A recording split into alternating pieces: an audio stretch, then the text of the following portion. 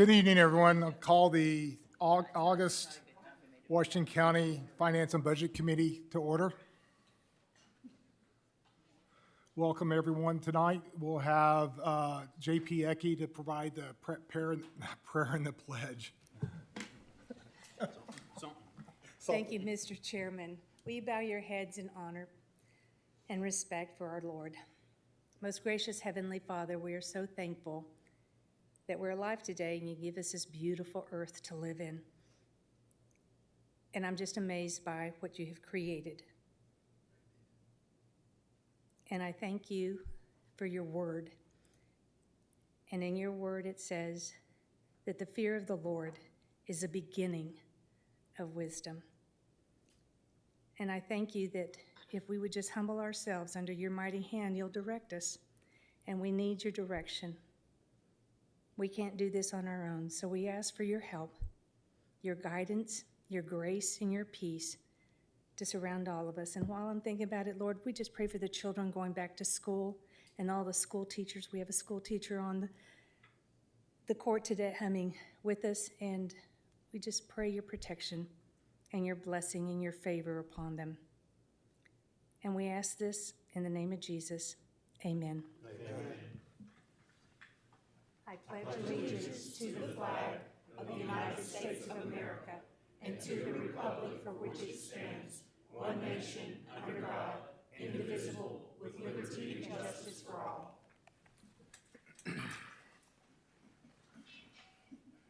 Thank you, J.P. Ecke. Do we have any additions to the agenda tonight? I have a motion to adopt by J.P. Ecke, a second by J.P. Lemming. All those in favor, aye? Aye. Those opposed? The agenda is adopted. Item 4, Treasurer Hill, with the Treasurer's report. You hit the button, please, sir. Thank you. Are we good? Okay. You're good. All right, 4.1, Treasurer's Financial Summary. First line, as always, is General Fund. Revenues were 2.7 compared to 4.3 in expenditures. Down to 2000 Road, they had 1.2 million in revenues and just over $1 million in expenditures. And of course, the Jail Fund, 2.3 in revenue and just over 2 million in expenditures. If you look at the bottom of this report, turn the page. We began the month with 93.3 million in the bank and ended with 92.2. 4.2, the ARPA report.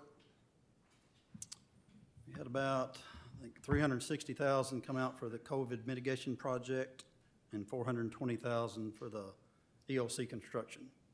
We have 7.9 remaining in that fund.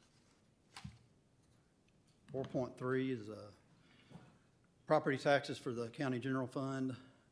Got in 761,000 compared to 704,000 last year. So through the first 4 months, we're about 9% over 2024. 4.4, the 1 cent sales tax. 942,000 came in. That's 4.25% above last year at this time, and for the year we're just under 6% growth. Finally, 4.5, the quarter-cent jail tax.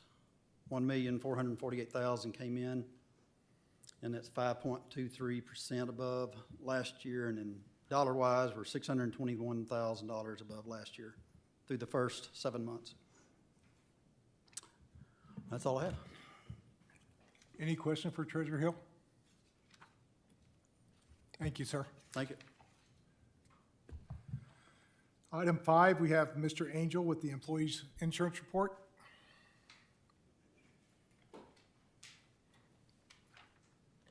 Good evening. All right, we can go straight to the cash flow because I really think that's what makes the difference. We do have the insurance fund reserves on that as well. Last month, our total cost was $730,015.89. That was in May. For June, it was fairly level. Went up just a touch to $776,105. We see the RX rebate that was there. That was actually in place last month when we spoke about this, but it does go against this month's cash flow. $233,000 is a good rebate. If we'll look over towards the drug expense versus the medical claims there in the grade portion, we continue to see higher pharmacy than the medical. That is a pro and a con. The con to that is a lot of times when we have these prescriptions, they continue, right? They're an every month situation. The pro to that is we get some form of a rebate on that. If it's a medical cost, if they're hospitalized, the pro on that is a lot of times it's acute, right? We get in the hospital, we get out, the claims stop. The con is there's no rebate to that. Once that money's spent, it's just gone. So we're continuing to not quite get up to our total funding mechanism. The current plan funding difference for the year is $402,000. We do have that reserved for a reason. It's there. Should be enough to cover that. Again, we have the stop losses in place, but medical costs continue to trend upward. Pharmaceutical costs continue to trend upward. So I would presume that next year when we start to budget for these things here in a couple months, we might want to look at a little higher budget. I'll leave that, of course, to you guys and Comptroller. But looking at these costs, I believe we might want to be prepared for slightly higher reinsurance costs and attachment points next year. Any questions for Mr. Sherman, Mr. Angel? Thank you, sir. Thank you all. Next, the Comptroller's report. Comptroller Sherman. How's everybody doing tonight? First of all, in the reports, and then we're going to go over the budget process a little bit, and I'm going to show you the spreadsheet that we're going to send you out right after this, and walk through that spreadsheet, talk about some of the budget rules, and then on Friday, we expect to send everybody the spreadsheet. If you need a paper copy, you can request that. We'll get it to you somehow. If you need it on thumb drive, we plan to send it via email right now, though. It's a pretty massive spreadsheet. It's the one that I kind of inherited, and we've tried to, clean it up a little bit from the past. So, on the statement of operations, we're 58% through the year. I don't see anything that really sticks out to me that I'm not fully aware of that we need to fix. There's some small accounts that we do need to fix on that. But is there any questions on this report?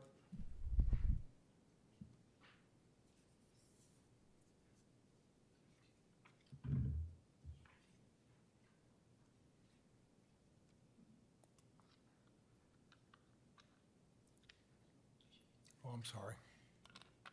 J.P. Coger. Thank you very much. Comptroller Sherman, I have a question about some expenditures from the law fund account.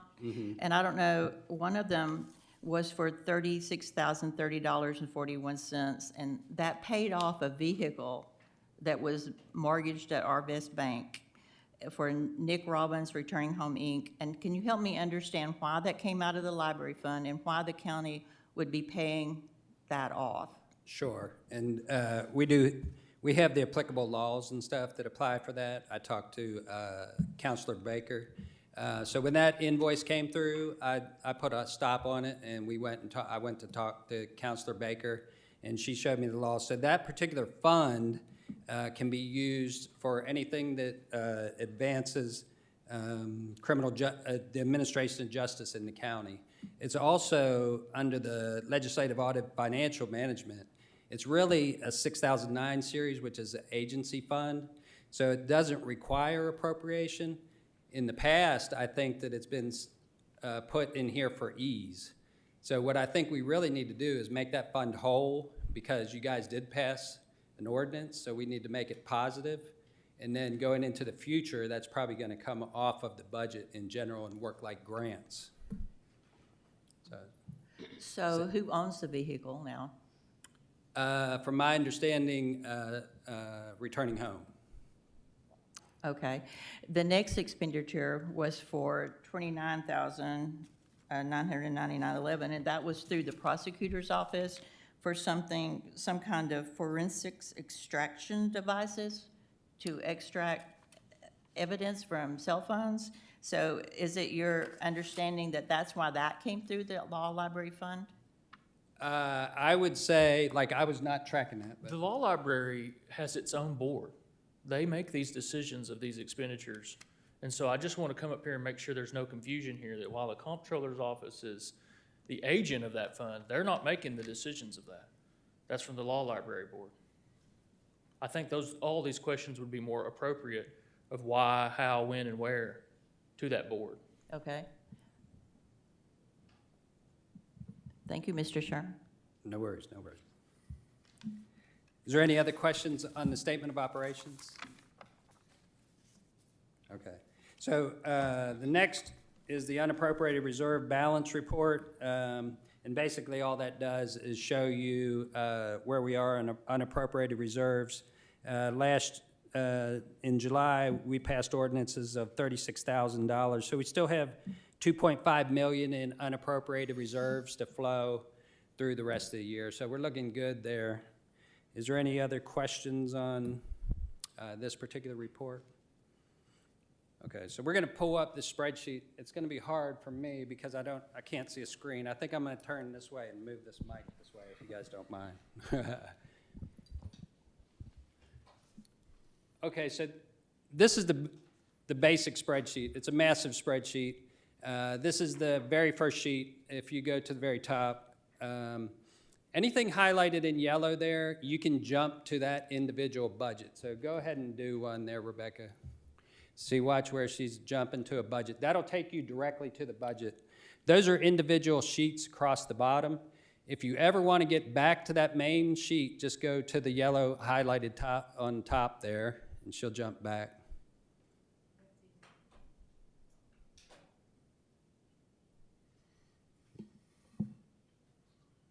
Maybe. Okay, so that's the main sheet. That'll give you a lot of information. It'll tell you who the elected is. It'll tell you who manages the money. It'll give you the fund. It'll tell you what you approved last year. I kind of look at it, but as you know, I like the easy reads and talking papers. So this year they implanted the easy read that I sent out last year. So we'll go to that. It's right next to that budget. So this basically just tells you each individual fund and how much is going up or down. And then if you go down there, you can see, yep. So that's the general fund right there. And that is the current numbers.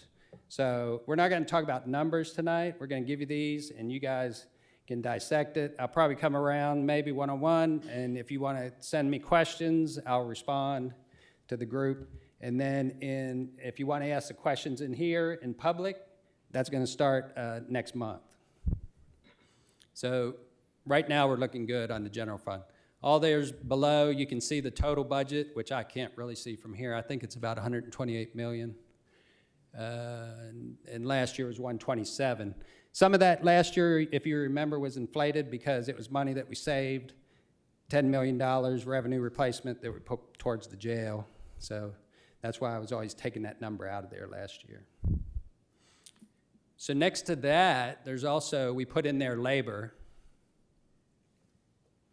So this is the straight labor increase, decrease. Where I was trying to get it was around 5-6% because the step plan that we put in last year is 5%. You would expect it to be 5%. There's some positions that have been added, requesting and added, so you can dissect that and go forward. That just gives you the overall budget. If you go down to the total, I think it says somewhere around 63 million. And then just know that we do have some vacancies, just like last year, that are funded, particularly in the jail, that probably may or may not get filled. So this year we have not done a salary sweep. We're going to do one salary sweep by October 1st, and we'll put that appropriation back. What's the next one?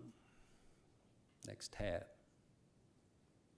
So this just shows the total number of personnel in each section and the change. So you can see that they're requesting about 10 additional ones there. So I think last year, I'm going off the top of my head, I can't see that, but it's like 722 or 712 and went to 722. So there's 10 requests for 10. And you can drill down into those too on that little salary tab there, just like you can drill down in the yellow tab. So if you go to that salary tab, it's going to take you to that individual department, and you can look exactly what it is. Okay, so that's that. Let's go back, and then back to where we were.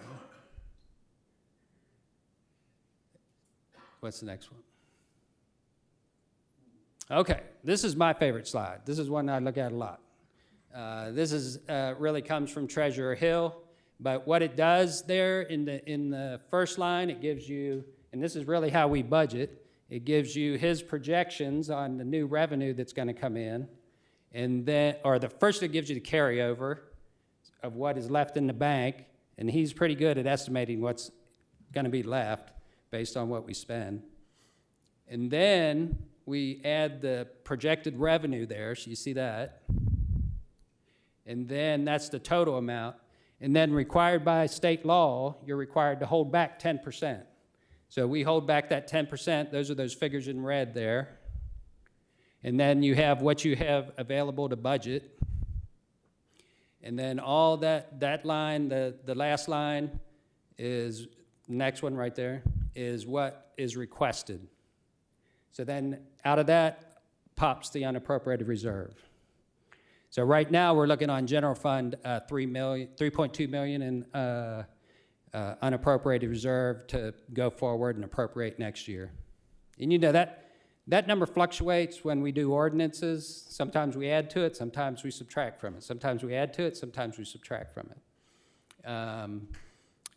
So those are the actual figures, and then we still have that what I call savings account, rainy day fund, 15 million, and that aligns with what the National County Association says that you should have a couple months in revenue, like 2 to 3 months in expenses. So that number jives out. If you go down to the very bottom, the overall unappropriated reserve is 24 million. That involves all the grants and everything.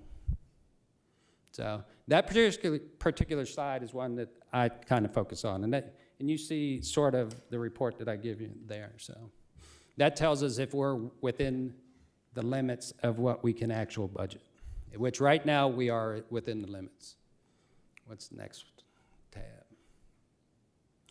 So if you're interested in where Bobby's projections come from, this is the actual detail of where our revenue comes from. So you could go through each individual fund, and Treasurer Hill has it lined out on the projection. This is where this income's coming from, this for each fund. So if you look at those in depth, it tells you where the money's coming from. So next slide. That is actually our step plan. You know, that's the actual that we put in last year. It's the grades and the dollar figure that when you step through the 10 steps for each grade. So then that, you know, is multiplied by 2080 is the standard hours in a work year, and that becomes the salary. So, but that is the hourly rate of the individuals for grade and step.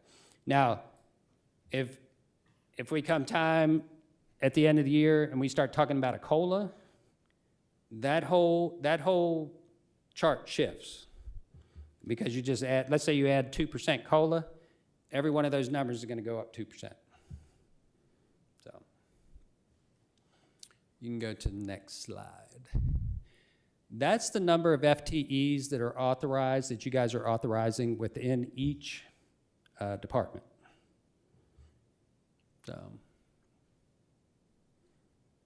next slide. And now you're starting to get into each individual budget.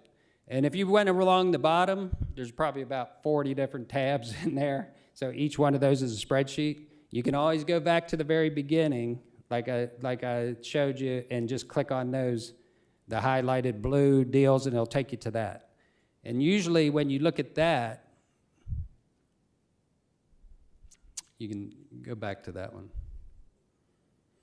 The very next tab is salaries for that same department. So you don't have to go back and then, so. And if you need more education on that, just give me a call. I know it's a massive spreadsheet. It's kind of ridiculous, but yeah.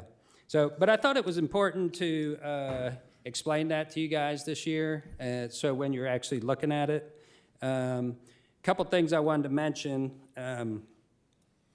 So when we appropriate funds, we actually don't move a bunch of money around. Like when you say buildings and grounds can have this much money, sheriff can have this much money, we don't separate that money out.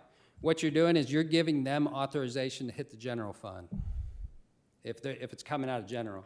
So it's not really money moving around, it's just an appropriation. It's authorizing you to spend out of the general fund. That authorization expires at the end of the year, and then you need a new one to go forward. Now, one thing that I'm looking at, though, just like the federal government, certain projects, and I think in the state from just preliminary research, like construction projects, it's 2 years. So when you appropriate the first year, you don't have to reappropriate. That can roll without reappropriating because it's, you know, construction usually doesn't get finished within a year. So we're going to go just look at the election commission because I'm just going to tell you a couple of the rules here that happen. And is the election commission up? So you'll see massive increases in this particular fund. Does anybody know why? There's an There's election. going to be an election next year, you know. So this fund will go down when there's no election and jump way up when there is elections. One of the things I questioned one time, I called Jennifer and I said, hey, why are you buying horse mats? And I found out that on these rural places where they have their polling places, for ADA purposes, if it's a gravel lot, there has to have something for a wheelchair or walker, so they bought horse mats. So that's just an example of a strange purchase that you might see. But anyways, so on the budget controls and the rules according to the financial management manual, so 1,000 series is personnel. We can move within personnel, but you can't move out of personnel. And you can't move into personnel. So once you guys appropriate personnel, that is the figure for each department. They can move within, but they can't move it out. And they have to request, and we don't move across departments. Eventually, I would like to move across departments once we figure out our labor. Like I'm still in the midst of figuring out the labor here. So then for the 2,000, I think it's supply, and then 3,000 is services or something like that. You can move between those two funds. So whatever you appropriate to a department, they can actually move in those funds and spend through there, according to budget controls and the financial manual. 4,000 series funds are capital outlay. That, you can only move in or out 20 grand, that's it, without you guys' approval. And it can only go to 2,000, 3,000. It cannot go to 1,000. And when I send the budget out, I'll do a little talking paper. I didn't have time. You guys know I love talking papers. And I'll put that in there so you can evaluate it. Is there any questions on the budget process? I hope that helps. I'm gonna send it out. These are the numbers. There's only one account that's gonna be changing, probably, and that's the insurance. We're still watching that, and there's been some action in that we're gonna have to, it might need an infusion in the future or may not, we'll see. We're just watching it really close, but that'll probably change the budget on there, so. And then, if there's no questions on that, Jess, the HR manager, she's gonna do a presentation on the step plan / labor, because I think that's important to start understanding on how we're budgeting labor and all that kind of stuff. So I'm still in the process of trying to get the the budgeted amount to the actual cash flow amount, so we don't over appropriate funds. Clear as mud? Any questions for me or anything? And everybody has my cell phone, just call me. I'm an open book. So Jess is up next. Thank you. So, just a minute, sorry. So a couple things, a couple of reminders, right? Trying to make sure we have transparency of where we're going and everybody understands where we're going. So referring back to some emails that have come out a month or so ago. As Comptroller Sherman stated, we expect to get the first draft from him on Friday. We expect to start discussing that in the September Finance Committee meeting, and trying to target a 10-7 final vote in the Finance Committee meeting, moving it to the quorum court. So to get there, we need to try to abide by some milestones as we go through this process, so we can get the information we need and make the decisions we need to make based on the budget. So as a reminder, would like for everybody, once you get it, review it. Any questions you have, send to Comptroller Sherman.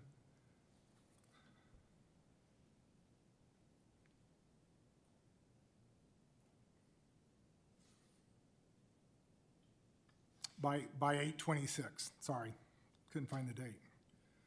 That'll give time for him to get answers and get back to us by the time we come in for the first September meeting to have the discussion, so we all have that information going forward. Additionally, if we want to see departments to come in and talk about their budgets, provide that to me and Comptroller Sherman. Where's the date here?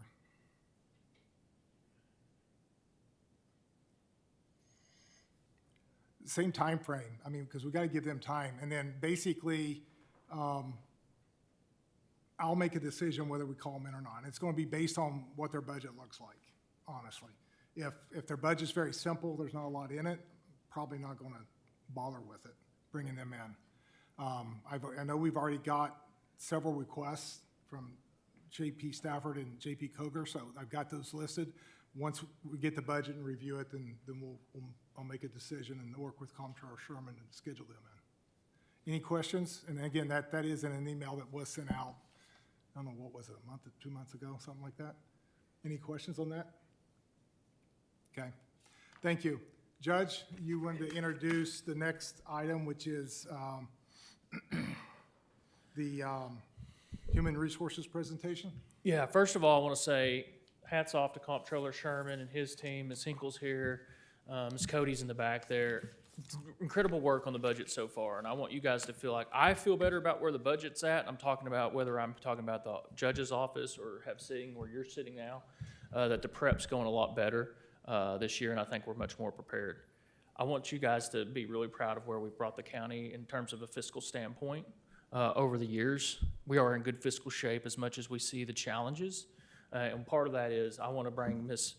Bennett up here and talk about our incredible STEP program. I believe that that's changed the county in a very great and profound way, and she's got the data now to start backing that up. And what I wanted to do was two-part come up here and thank you, ladies and gentlemen, that were part of this court that got that STEP plan passed last year. I know that that was very innovative, but it's really starting to show results in our workforce, the people that we're being able to attract and retain. We're seeing a lot more talented people. We're seeing a lot more applications overall. She'll get the details of that. But what I also want to say is I believe her presence at the county is part of that STEP program too. And she's very complimental of it. We've even had other agencies reach out to us and ask us how do we administer that and stuff. So all that to say, she's done an incredible job at HR, and I want to really highlight her. If I'm ever prideful about us as a county, it's our staff and the right people we have in it. We have a very great staff here, and Ms. Bennett's done a great job in HR, I believe, restoring a lot of the confidence from our workforce. What we want the workforce to know is the HR department's there for them.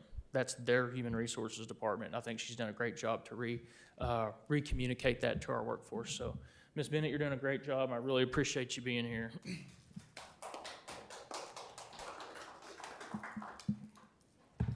Hello, good evening. I'm gonna have to, I was trying to get my laptop to work and it's not connecting, so I'm gonna have to pull a Sherman and kind of go to the side, so I apologize. I'm not trying to turn my back to anyone. We actually have some really great data to share. I think this is all really good news in terms of our talent. Most of you that are in companies, you're in mid-year reviews right now in terms of calibration. This is kind of some data that I'd like us to start sharing frequently. I want you all to know what we're focused on, what our data looks like, and it just goes back to that transparency. So if you can go to slide 1. This is a really healthy blend of tenure. If you look at, we've got 57% of our employees that are in the 0 to 5 year mark. I want you to kind of focus on that number before we go to the next slide.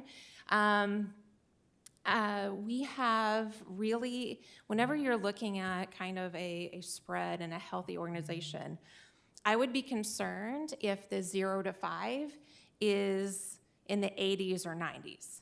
You know, back in kind of the Great Resignation in 2020, corporations were having that trouble, right? So this is a really good healthy spread. If you want to go to the next slide.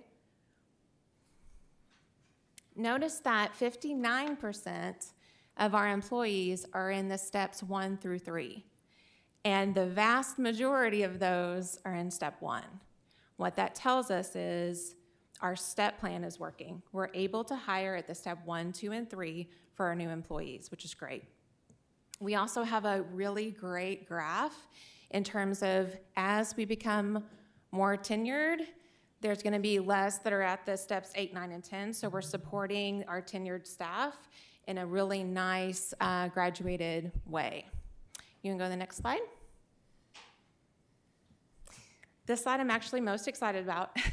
Not only does this talk about our step plan, which again, from an applicant perspective, in terms of sheer numbers went up, but I have to give a shout out to my team who did a phenomenal job.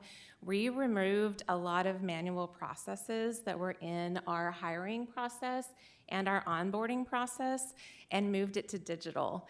And through those changes, we have seen a 198% increase in our applicants. So our application process went from over 30 minutes to less than a minute with our changes. So I'm really excited about this data. I think it shows just our hard work that our team has done and the effort that they've put into it. And now we're starting to see that with our applicant data. If you can go to the next slide. Another great analysis of kind of our time to fill. I hope this data actually gets more clean in the future, and the reason I say that, we've had in the past a process where we would leave certain roles just open. So like there was a couple of road departments and a few other that they would just keep those jobs open and then they would just hire into, and it wasn't necessarily tied to a PCN. And I don't like, just from a clean data perspective, that's not a clean process. So we're actually changing that. So before they post, we have to match it to a PCN, which is a lot cleaner. And then that also tells us how fast are we hiring? Are we hiring? The goal is kind of anywhere in that 0 to 35 day. That's kind of the sweet spot. Whenever a role is open for longer than that, people start to wonder why. And so you want to stay under that 35 mark. So again, really good data. I think that was all. Yeah, you can go to the next slide. Sorry. Turnover rates, we're actually lower than most of our other counties and cities at 10%. So I think that's really great news. It also declined in July, which is also, I think, in part for some of the changes that we're making in benefits and vacation and things like that. We're going to continue to focus on employee engagement. We've got a challenge coin that we're creating for our 10-year service. We're also got a challenge coin for integrity and action that we're working on. We have an engagement survey that we're going to send out for our employees to complete, and we're continuing the listening sessions. They're really excited about the health fair next year. So we're doing a lot of things to really encourage employee engagement. You want to go to the next slide? There were some questions kind of about our turnover, and I think, again, this is really healthy data. I really can't see. So the vast majority of our turnover is voluntary, and of that voluntary turnover, it's not what I would consider regrettable turnover, meaning that people aren't saying, I'm leaving because you're not paying me enough. I'm leaving because our benefits aren't good enough. They're leaving because they went on FMLA and decided as a new mom to stay at home with their child, or they had a family obligation, or they're moving, or they retired. So this is really good information in terms of kind of where we're at from a talent perspective. You wanna go to the next slide? Again, the involuntary is only at 31%, which is great. Of that percent, 50% of those were terminated for either performance issues or something related to that. Again, that STEP program having that accountability factor of requiring an annual evaluation, I think has helped. So it might be driving some of that, but in a good way, right? We want people showing up to work, performing, et cetera, to get that 5% increase. Next slide. Yeah, I think that's it. Any questions? I'll move back to the center. No questions? Oh, thanks. Thanks. All right, good to see Thank you all. you, ma'am. Yeah, of course. It's great information. Judge, I believe you wanted to introduce the next item on the agenda, which is the presentation by the Ozarks Go. Thank you, ladies and gentlemen. We've got some guests here this evening, but they're also my friends. What I want to start off by saying is I don't know that there's a organization that might have had a harder spring than the Washington County Road Department than maybe our friends at Ozarks Electric and Ozarks Go. You've probably seen some of the reporting. They took a big hit in that storm. They've had a lot of repairs to do. If you know of anybody in the administration that can get them $7 million, please put them in touch with that. They've been in touch with Congressman Womack and Senator Bozeman. That's the damage that they saw sustained this spring, and we're waiting on to get that financially recouped. But why they're here tonight, and more importantly, is even going through all that, we know that Ozarks Electric Cooperative and Ozarks Go is a big part of this county's history. It's a big part of our constituency, and their success is very important to us. And what they've done now is, even through that work through the spring, they're making heavy investments here in Washington County to make sure they're still bringing us the infrastructure we need. And I just wanted to stand up and tell them how much I appreciate their partnership, and they're being here in Washington County, and also just how accommodating they are. They're very accommodating to the county. They're very accommodating to me if I ever have any just questions for them. But I really appreciate you guys, and I just want to introduce them right now. I believe I can get them in the right. Michael Schaefer here is the Director of Business Strategy. Chris Holloway is the General Manager of Ozarks Go. We have their legal counsel here this evening, Ms. Michelle Allgood. Their Chief Financial Officer, or Chief Technology Officer. Man, I about got you. I caught it, though. Is that Mr. Steve Bandy? And finally, the Chief Financial Officer, Barrett Breeding. And with that, I'm just going to let them take over and give you a little bit of an overview of what they have planned for Washington County. We're very excited about it. So with that, come up, please.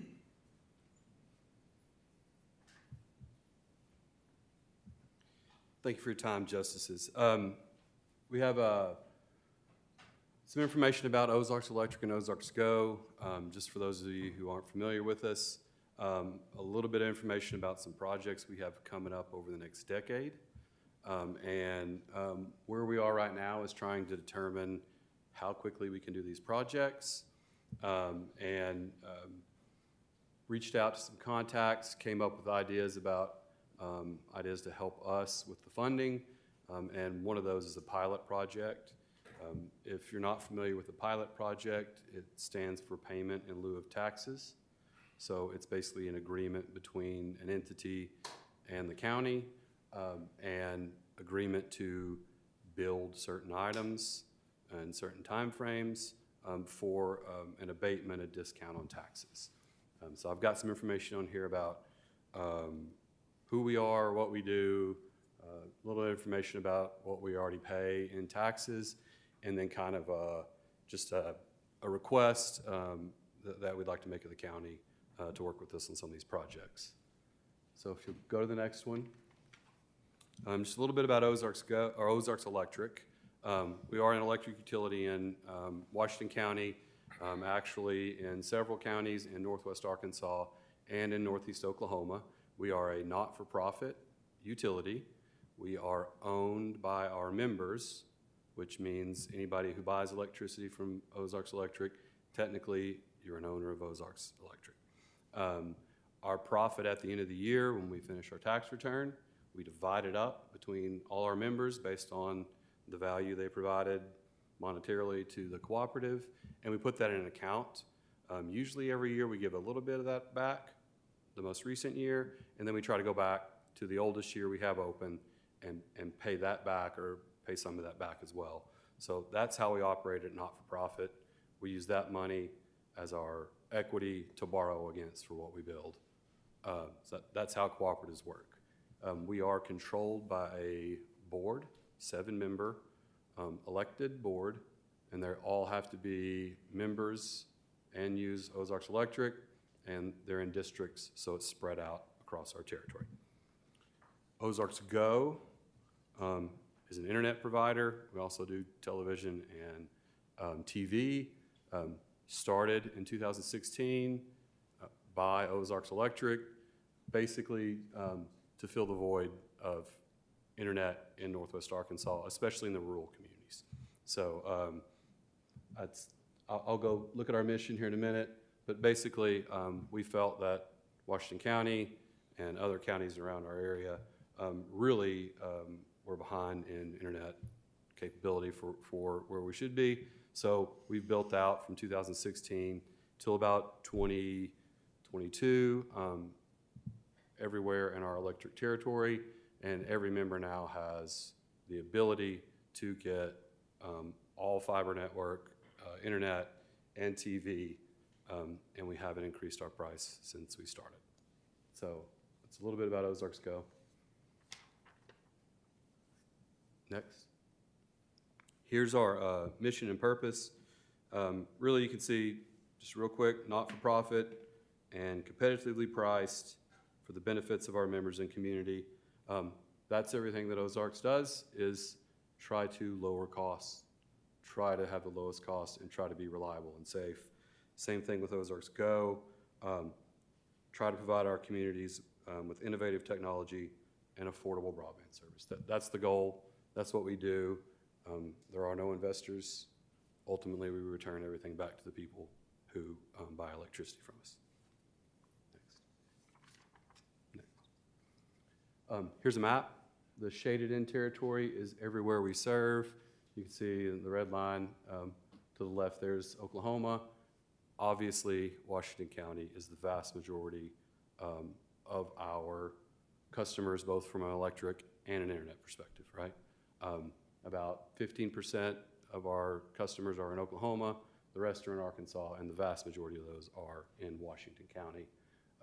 We are headquartered in Fayetteville. We're over on Weddington's, our headquarters.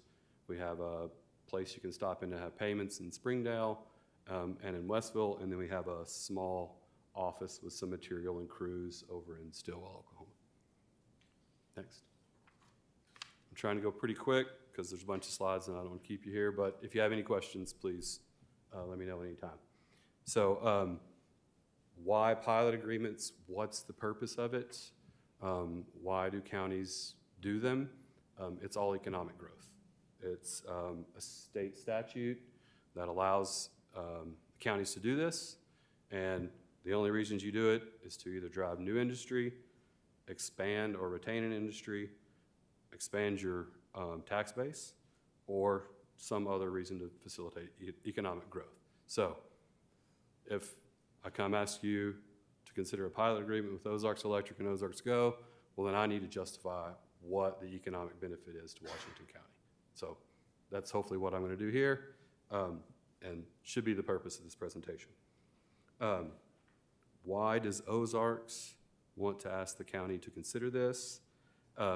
We have large projects coming up to basically maintain reliable service in Washington County for the electric department, and we have some projects, not nearly as large, for Ozarks Go that we'd like to consider just to keep maintaining that internet and help keep our rates low. Like I said, since we started Ozarks Go, we have not increased the price of our internet, TV's a different story, but if you know anything about TV, they just up their prices all the time. So we just passed that through. Ozarks Electric, try to keep those rates as low as possible. We believe these projects will actually are somewhat necessary in the near future. Long-term, they're absolutely necessary for Washington County to have the electricity it needs in our service territory, and if we want to grow and keep adding businesses and homes. Also, if we don't continue to build, we build a lot, we build every year. If we don't continue to build, then those asset values drop and the tax revenue would drop as well. The more we build, the more tax we pay in general. And I have some information about that in a second.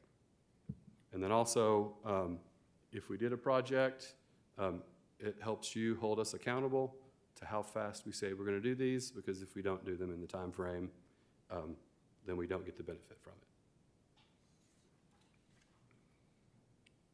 it. Next slide. I'm not going to read all those words. Just quickly, since 1938, we've built 7,000 miles of lines and served 88,000 homes. And since 2016, we've built 5,400 miles of fiber, and we serve almost 45,000 internet customers. About half of our electric members take our internet service.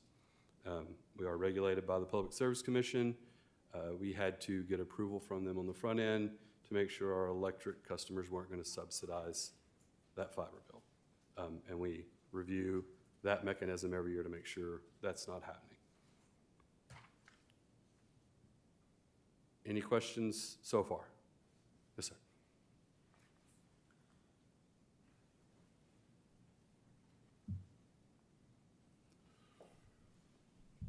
I'm on.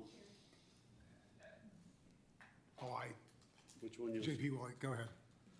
I hit next, so you were the next on When the you, list. when you started your internet service running it, how much grant money did you get from the state of Arkansas? When we started, it was none. We have received 2 small federal grants. RDOF and CAF are the names of those. Total, $3 million total? $23 million total for that build. That helped to run the lines and change the poles and? Yes, part of that money was just on the outside our territory, on the edge that connected to our territory to serve people who had no service out there. So we built our whole territory, and then that funding, we would not have done those projects without the funding because they wouldn't have been financially profitable. So we used that funding to build out territory, but some of it, yes, was for in territory as well.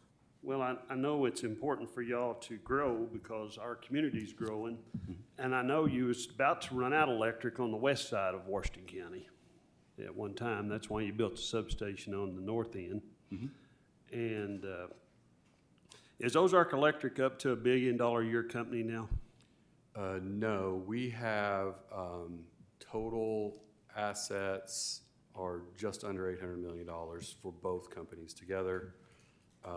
And revenue a year is together $230, $240 million a year. Okay. We pay about $6.5 to $7 million in property taxes every year. We appreciate it. And about 5 of that's in Washington County. Yeah. Well, there's no doubt that you gotta grow to keep up with the growth that's going on around here. And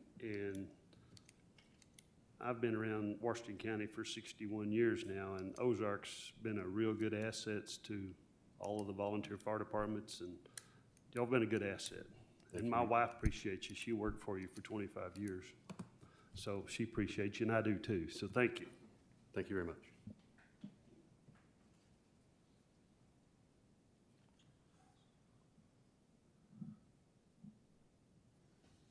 JP Lopez? Thank you for being here. you are actually my ISP, so that's pretty cool for me. Thank you guys. Streaming is good and all, so I appreciate you. But I am interested. So the projects that are coming up, and I don't know if this is part of federal regulation, but you guys pretty much just run fiber. There's no WISPs for more rural parts of the county. That is correct. Is that because of federal regulation, or is that a choice that you all have made? This is a choice we have made. We believe fiber is more reliable and basically future-proof. And as far as I know, there is no discussion of doing WISP. Perfect. No, I share some of those sentiments, most of them really. I just know that, again, with more rural parts of the county, I know that's been an initiative for several groups about getting more parts of this county and parts of Arkansas connected to the internet. What are your biggest hurdles right now that you face in getting internet there? Please. Basically, if you're inside the shaded territory of our electric, you have access to up to 2.5 gig upload, download internet right now. Everybody in that territory. And if you're business, up to 10 gigs. And it doesn't matter if you're in the urban, suburban area where it's easy to build or out in rural, everybody has the same. And we don't expect any of the next round of funding that's coming out in the near period, hopefully in the next couple weeks. We don't expect any in our territory. We don't even really show up on the map. I can show you that in a minute, but no more funding in territory. Gotcha. And then I think my last question is, telehealth has gotten really big since COVID. Is that something that you all, are very aware of, prioritize making sure that these people in these rural areas can get access to healthcare, and how you guys, are a part of that? Yes, telehealth is a lot more efficient. We believe on reliable fiber. We actually at Ozarks have access to that as well. A lot of our employees live either over in Oklahoma or in the more rural areas of Washington County. So we hope to support that and let everybody use it fully. Thank you. Yeah. JP Dennis? Thank you very much. My question is, how do you determine who's going to service a customer in an area? Great question. I don't have a choice where I live, and I live at Walnut Grove community, but Farmington Prairie Grove, and my electric is decided for me, and pretty much my cables or everything's decided almost for me. Correct. Very little choice. So if you don't have any choice, you also don't have any competition. Correct. So I'm going to try to go quickly. In 1935, the Rural Electrification Act designated rural America, about 10% of America had electricity at that point in time, allowed the government to give low-interest loans to start electric cooperatives all across the country. Depending on which state you are, determines how that works. Arkansas, we have regulated set territories that we have to serve anyone that requests electricity in that area, but nobody else can serve them. So for that shaded territory, if you show up and request electric service, we have to provide you with electric service. The one caveat is it has to be a reasonable amount of time. So if you show up and want so much electricity that it would take us having somebody build a power plant, well, you got to give us time to do that, right? We can't hurt the other members, but we have to serve whoever shows up in that territory, and we have to do it in a nonprofit manner. So it's in the state. Those territories are set and don't change. Every once in a while, it actually happens quite often on all the little seams around the edge. We actually work with other cooperatives and SWEPCO because it just makes sense sometimes for the other side too. So we'll do a release and let them. It's just easier and more efficient. But pretty much other than that, if it's in the territory, we have to serve it. JP Stafford? Thank you, Chair. Just a clarification to the answer you gave to JP Lopez. With the pilot program, would that be, so, you know, we have this shaded area, right, as the territory for electric, right? And presumably also fiber internet as well, right? Same map, same area. Would the pilot program be for basically serving, you know, because our county is growing by leaps and bounds, serving primarily new customers within the shaded area, or would it be also for expanding the shaded area itself? Great question. So the pilot program that we would be requesting is actually for 2 specific electric builds that we believe will help the county. In territory, Washington County growth over the next few years. Okay. And so it would be just for those assets in our territory. Okay, thank you. And all of our assets, we have, since the beginning of the cooperative, we track both by county and by school district because the school districts are the most impacted by property taxes. So we have been doing that for decades. We're used to it. Our system's created to track all the costs between counties and between school districts.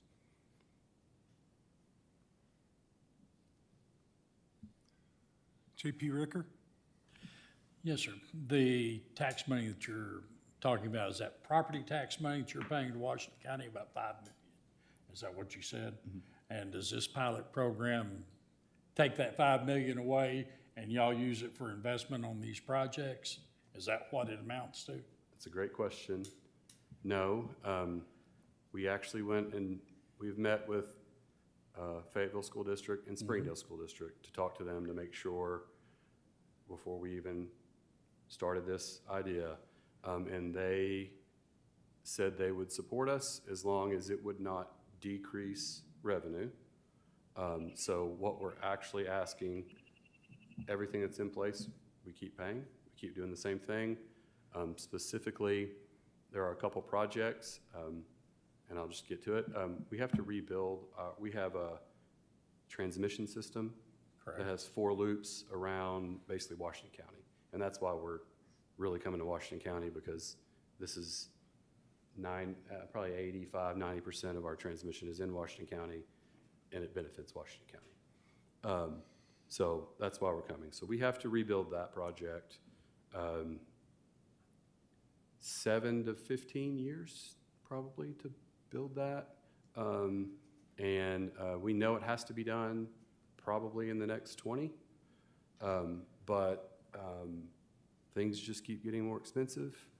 And we would rather do it on the front end for a lot of different reasons. Number one, so we're ready. And then number two, once we've built it, that allows more growth, right? Especially any significant projects. Okay, have you talked to any of the smaller school districts? I know you said you talked to Fayetteville and Springdale. No. Looking at our transmission maps, the vast majority of the dollars in their 2 areas, and we really met with them. There's a lot of school districts in That's where the vast majority of your tax money is going? Yeah. Okay, thank And you. we are, Ozarks Electric and Ozarks Go is one of the highest contributors to both school districts. We actually went through that with them, looked at it with them. If you'll go ahead and advance a couple more, unless anybody has any other questions. I appreciate the questions, it's great. Okay. Will you go back a couple? It says payment, perfect. So this actually kind of gives you what our ask is, what we formulated it. When we originally started down this project, we were actually looking, like one of the questions asked, for what Ozarks Go had built. And then we saw the impact to the school districts. and we didn't want to do that, right? My daughters go to Springdale School District, all three of them. I don't want to cut any funding. So what we're specifically asking there for discussion and question is a pilot agreement, number one, for this transmission upgrade, 150 miles in our entire transmission system. It's going to be $200 to $300 million to rebuild it. Has to be done in the next couple of decades, or we won't be able to pull any more electricity onto our system. Bigger utilities like SWEPCO bring it in from power plants. It gets to our area, and we run it around our transmission system and have built redundant loops. So if something goes out, we can move it around. That has a finite capacity. We will reach that capacity in the next 20 years. It takes a long time to do this. So we know we need to do it pretty soon. And we know it's going to be, depending on how long it takes and tariffs and whatever else happens, right? It's going to be $200 to $300 million without a doubt, because we have to upgrade every substation and all those lines.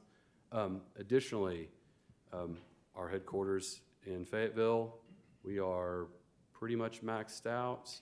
I don't know if you've seen it. We actually built up to accommodate more people.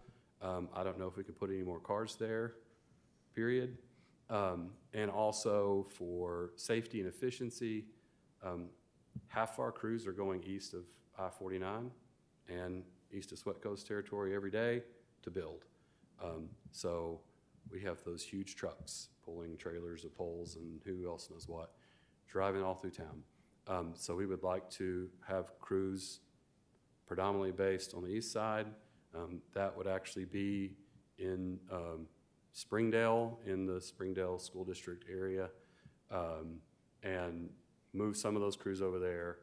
And that building, depending on how many people we move and what all positions we move over there, will be somewhere in the neighborhood of $20 to $40 million. And that is just how many non-field personnel we move and how much data we believe we have to put over there. And then the last one is fiber to the home network. We've built it all out. The way it works, most utilities or most internet providers show up and pay us a fee to attach to our poles. Because we're owned by the electric utility, and they pay tax on their equipment, we pay tax on our full equipment. Also, to make that payment to make electric whole, how we do that, the full value of that gets transferred over to Go, and they pay that tax, the property taxes on that. Just as we continue to build and that amount continues to increase, we would ask for some period of time for potentially the fiber builds in territory to receive a pilot as well. Our goal here, we're not for profit. We want to keep costs as low as possible. The lower our costs are, the lower other internet providers are going to be, and the lower the population of Washington County's electricity bills will be. That's our goal. I have a little bit of information, if you'll go. So basically, if you agree to a pilot agreement with us, we're committing over this time period to build as much of this as we can, and all that money that we don't pay, we're reinvesting. So our rates are designed to cover normal distribution growth. They're not designed to build a transmission system. That was done slowly over the past 85 years. And we're going to rebuild it all probably in 10. And so any funding or any property tax funds we don't have to pay, we're going to invest it. That's just less money we have to borrow to build this transmission system. It's going right back in Washington County. and all those assets will be here, and they'll last 40, 50 years probably. Next slide. So what we went through and looked at with the school districts and kind of what we've looked at. So the way it works, the state law says the county can give a tax abatement under a pilot agreement, and it would be up to a 65% discount on either specific build or specific time build or time period of build. So what we're spending right now for just distribution, and we are not asking for any abatement on this. This is what we do. It's what we've always done. Our capital budget is about $50 million annually right now to build out our distribution system. It's we're projecting a 3% increase. Since 2020, it's anywhere from a 40 to 70% increase in material, and 2018 to 2020 was somewhere in the 15-20% range as well. So we hope it's only 3% increase, but that's what we build right now. We're going to keep building that, and we don't want any abatement. The transmission project, $200 to $300 million minimum.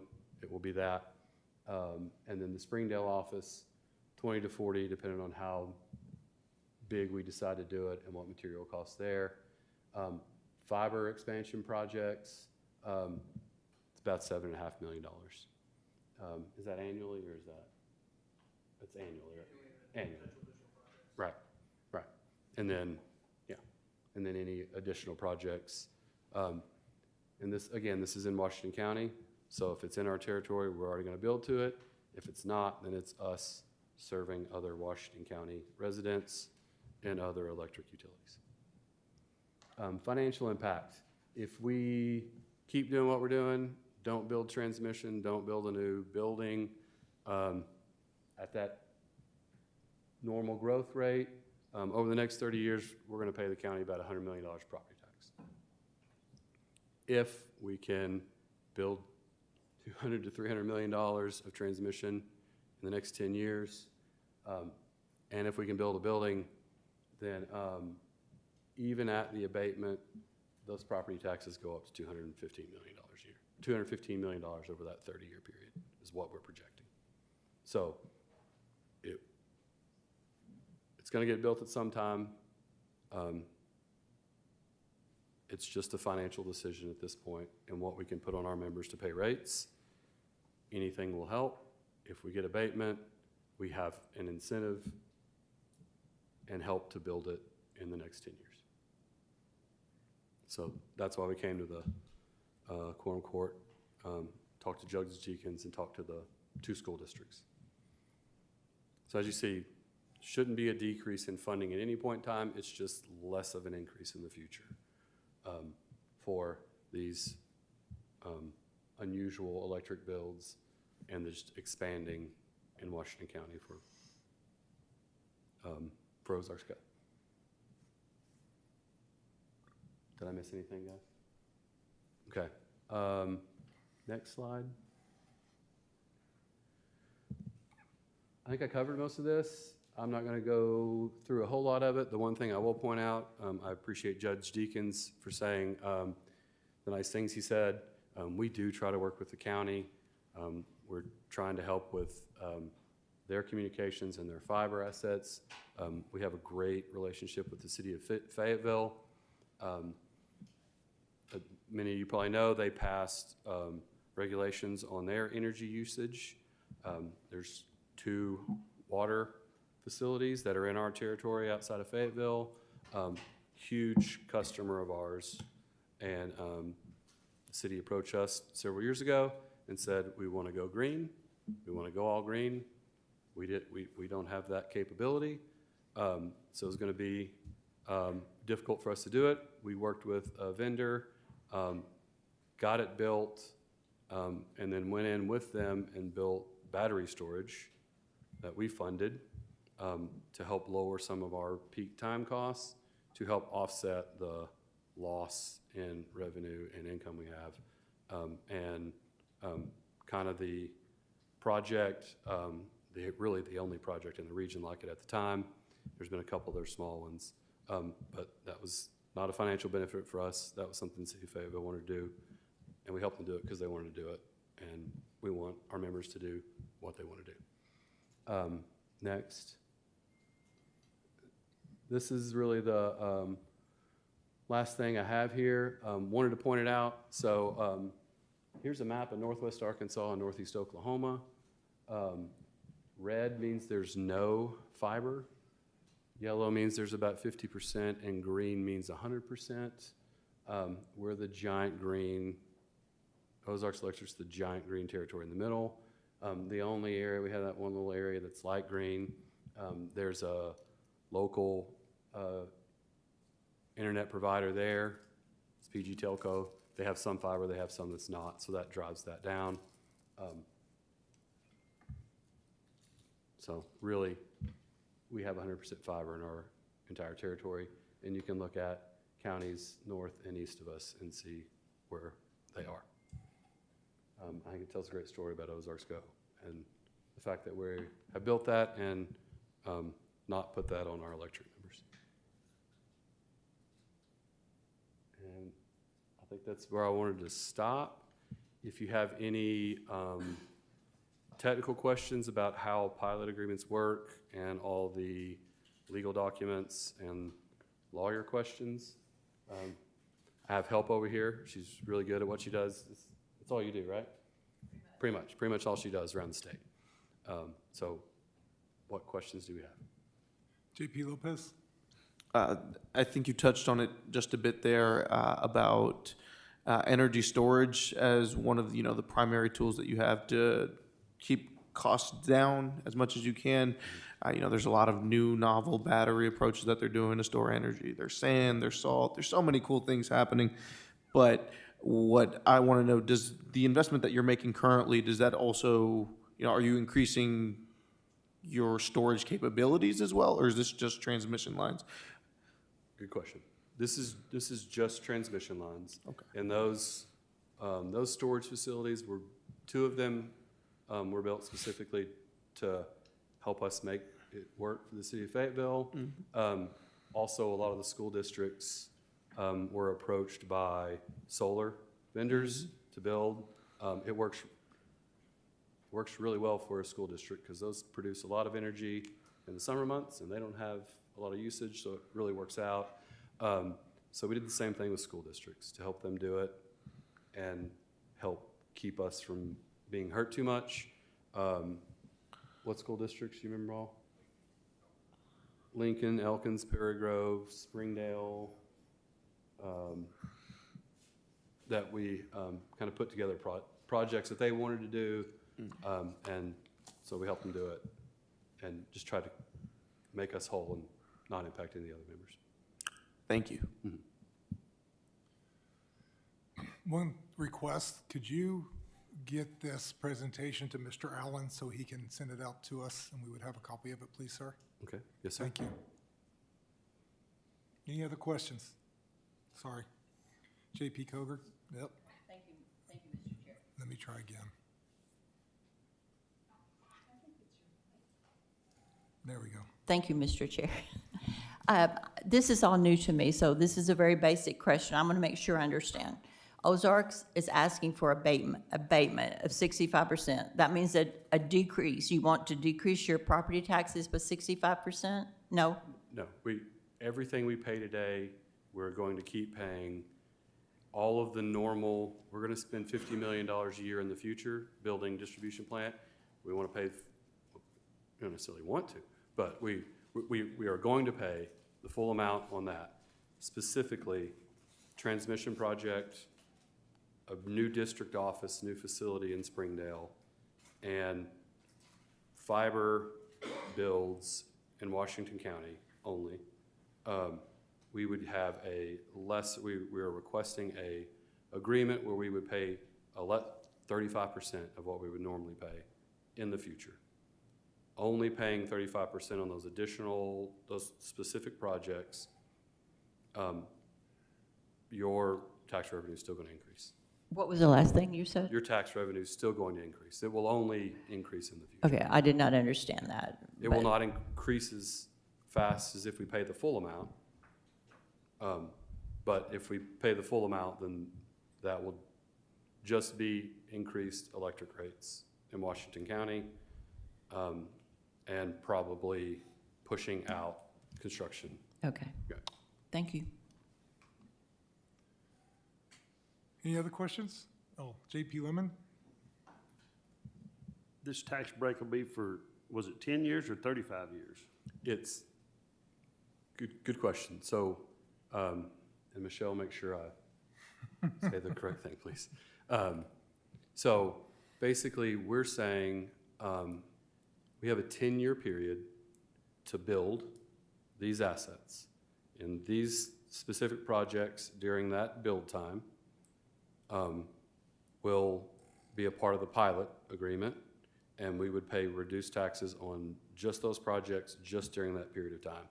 And the pilot agreement is, it's for the life, it's 30 years for the, our thank you. Yes, thank you, sir. I think you're getting kicked. So with, I'm gonna round it up, about 400 million of investment, that's not all gonna happen on day one. They are anticipating that spend over 10 years. We'll put a pilot agreement in place, assuming that the county agrees to it, that will start giving abatement as those assets come online. So year one, maybe $20 million worth of assets. Year two is 50. They anticipate the entire amount being invested over 10 years. They will continue to be abated for a period of 30 years. So that's the maximum by law. Assets that they put in place, let's say in 2026, they get 30 years of abatement. Assets that they put in place in 2036 get 20 years of abatement. So whenever the job is complete and it comes online, that's when it starts. So When if it it takes you become- 10 years to build that project, then the 30 years starts at that 10 years? Or does it start at day one project? It starts when they put their first asset that they want to be eligible for abatement in. And so we would anticipate, it's as things are normally assessed. So things are assessed on January 1st if it's real estate, and on May 31st if it's commercial personal property. And so they will do all the things that they normally do. They have to have the asset, they have to put it on a rendition, and then if it's an eligible asset, it will be abated. What we build year one, you get a 30-year break. What you build year 10, you get a 20-year break. just on these specific items. And if I could respond to a future question, or the previous question, right now, these assets don't exist. Right. So you are getting 100% of nothing. But as they are built, you're gonna get 35% of the taxes that are gonna be on $400 million worth of assets, which is significant. That's right. That's a bunch. Okay.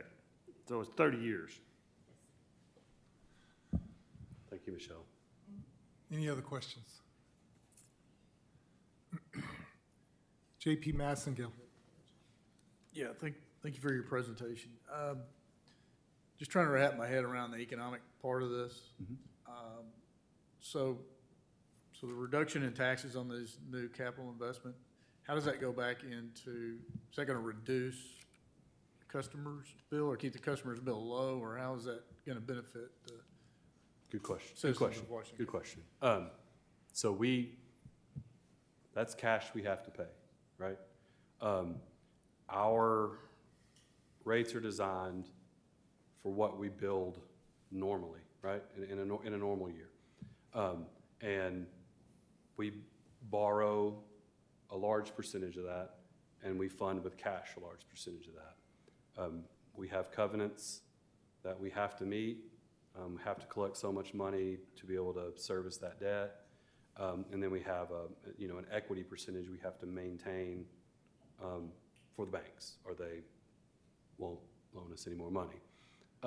So on normal, we go along and we basically wait as long as we can, and as whatever inflationary costs increase, and then we have to do a rate increase. Also, we have 2 power suppliers, one in Oklahoma, one in Arkansas. If they increase their rate to us, we dollar for dollar pass that through with no margin.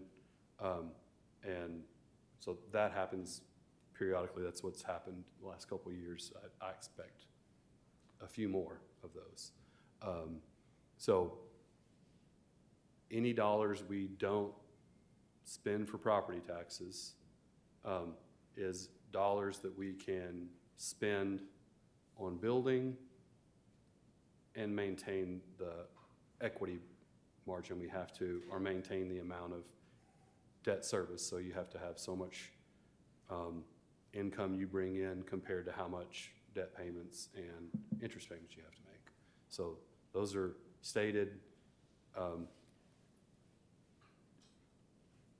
Will this say we're not going to have a rate increase for 10 years? Absolutely not. There will be, you all read the news about what's going on in the world, and everybody's screaming for more electricity all around. Northwest Arkansas is probably one of the, it is one of the heavier growth areas, and that's with no data center yet, right? There's been no significant data center that we know of. So there'll be some power supply increases, and then we'll have normal inflationary increases. We're hoping this helps us not increase or increase as small as possible to build this transmission network, because those increases will be paid right now, and that transmission is going to last for 40, 50 years, right? Really all it does is help us take cash that we normally would pay to the county or into the school districts. The only way we get that is to take it from the members, our members who are in the county. So really we're just taking money from our members and then turning around and paying it to the county. Hopefully this helps us keep those rate increases as low as possible. It will help us. Now, I can make no promises about no increases. Okay, thank you. Right. And the financial requirements from our loans are what will drive all of the rate. Okay, thanks. JP Bruns? Man, this it sounds like y'all done a lot of homework on this thing, but you know there's gonna be some other entities that are gonna come behind you, and they're gonna come to this board, and they're gonna ask for the same kind of abatement on large investments. So it kind of opens a can of worms, and we have to decide, okay, where's the advantage for the citizens of Washington County, not just in tax dollars, but where's the advantage for the citizens? So that's my only concern. I think you got a great plan here, but that's my only concern. That is a great question. Both school districts asked the exact same question.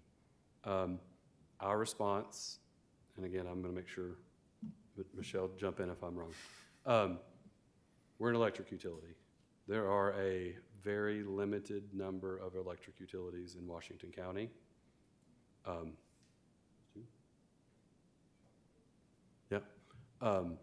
We are a not-for-profit. Our rates are approved by the Public Service Commission and by our board, who are all members.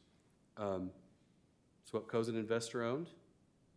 They have different ways of calculating how much revenue they get.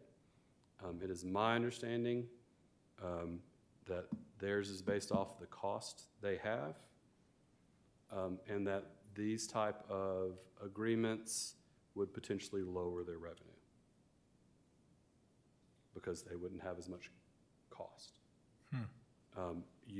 When you do a pilot, and this is why Michelle's here, technically for not income tax, for property tax purposes, we transfer these assets over to the county for property tax purposes, and you agree to charge us a set percentage. And if you do that, and you have certain types of rate structures, that it would potentially decrease your revenue. Did I say that correct? Okay. So I don't know that there will be any other electric utilities that will come ask that question.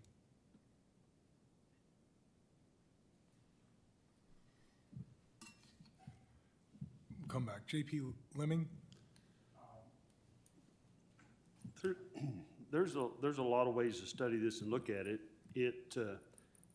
To me, when you build out $400 million worth of utilities, buildings, grounds, the tax money that the contractors are going to be paying, we're going to gain back from what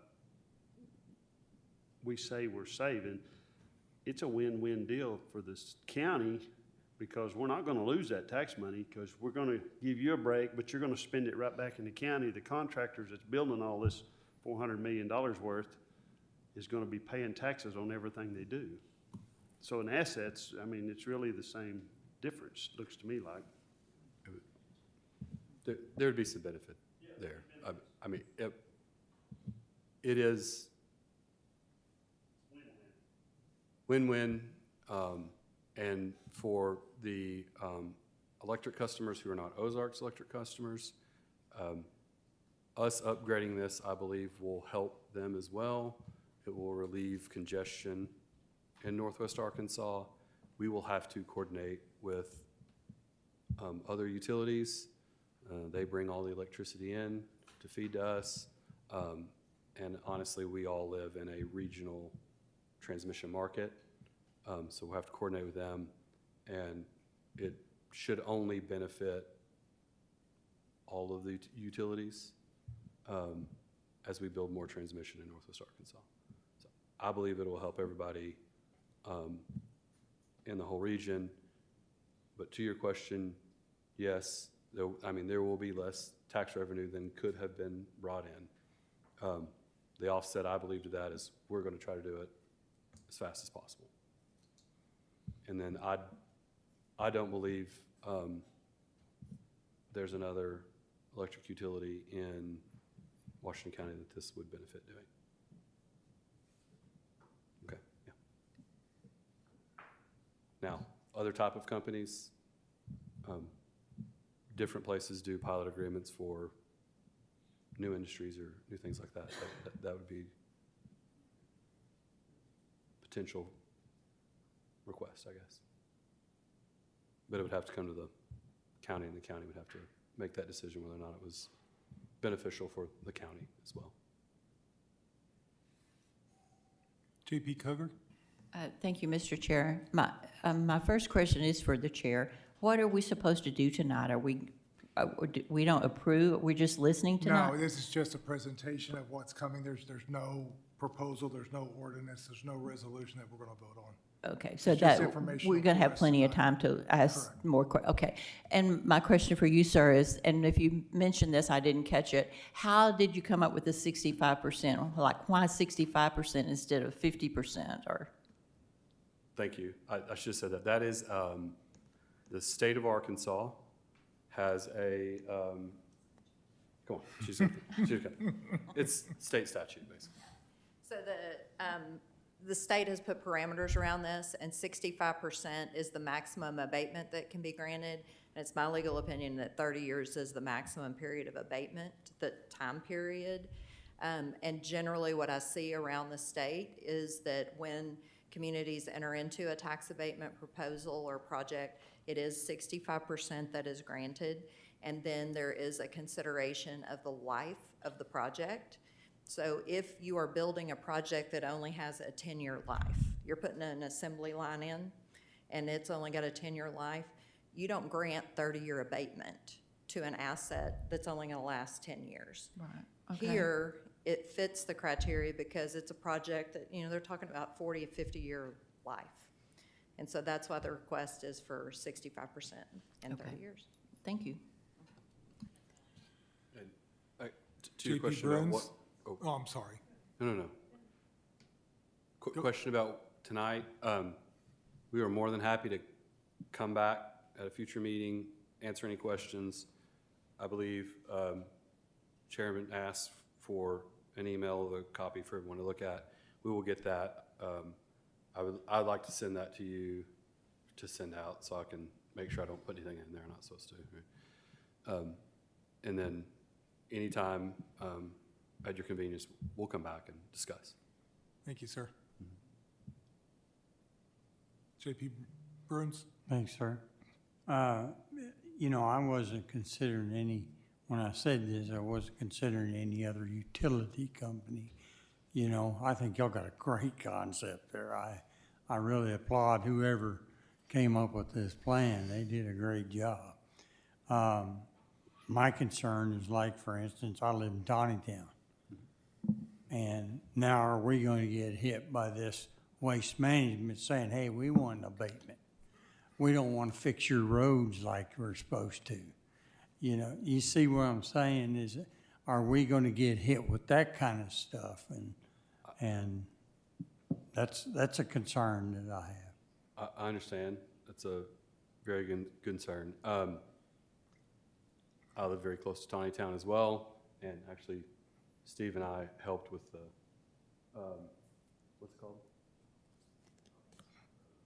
Franchise tax. We actually helped Tawnytown with franchise tax and some of their bonding requirements because of all the road destruction. Just met and showed them what we've seen in other areas of Washington County. I will say to that, the quorum court can always decide yes or no.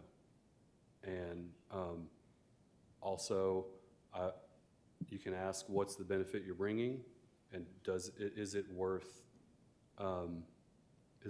the dollar amount or the time frame that you're asking? And you know, as Michelle said, usually the abatement is 65%, and then timeframes are discussed after that. But it's not something we requested lightly. We have been working on this for 2 years, a year and a half, 2 years, trying to figure out how to do it, what to do, and make projects work. And honestly, just completed in January or February, our engineers completed a 10-year study of what we have to build transmission-wise, and presented that, which is now why we've kind of incorporated it and are bringing it. But we believe that the value's there, and we believe as we build this, we're actually going to increase your revenue for even at an abatement. So that would be the main question is,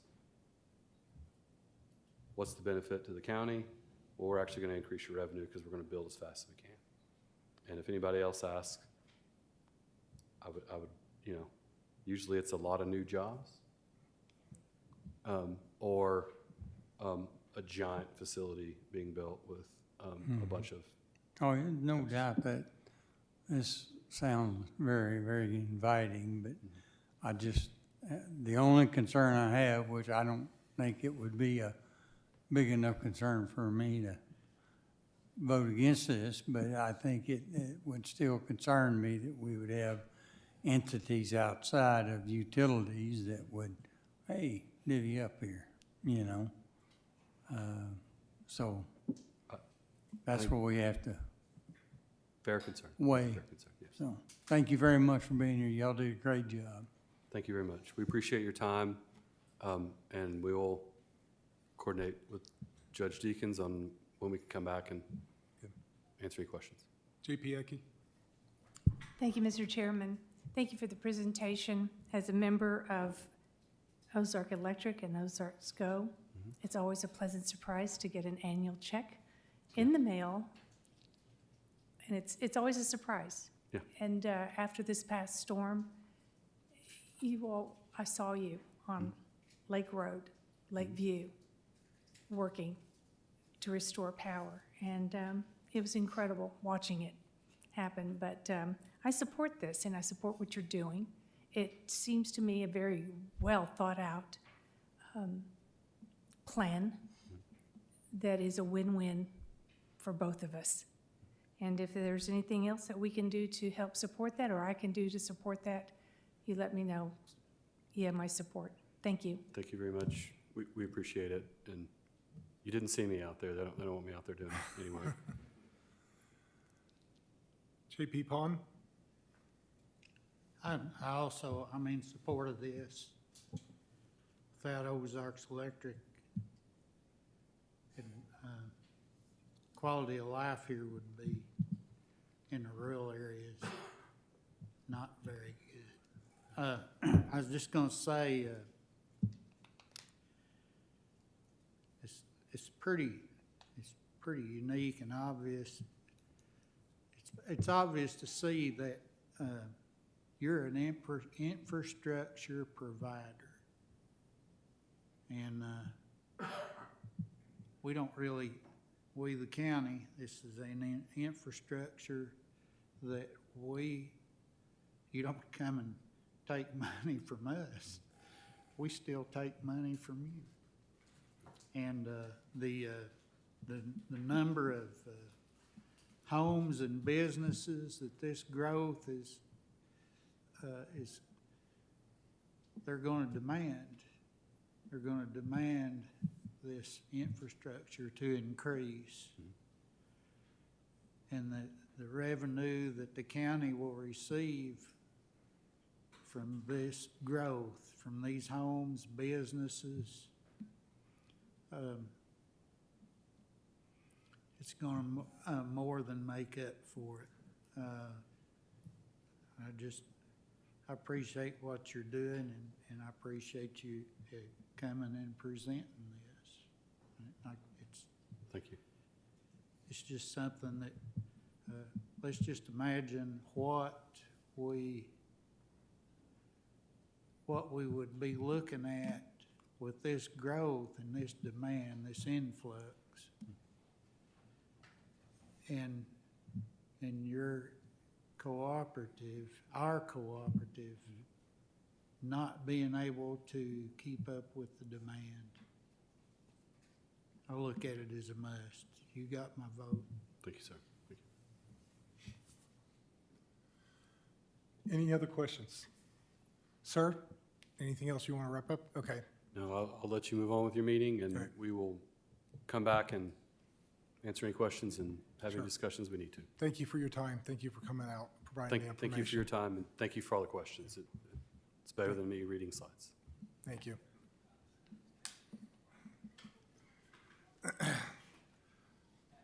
Moving on to item 9 is an appropriation ordinance to recognize anticipated revenue of $31,167 in the JDC grant fund and appropriating that as appropriated in Article 2.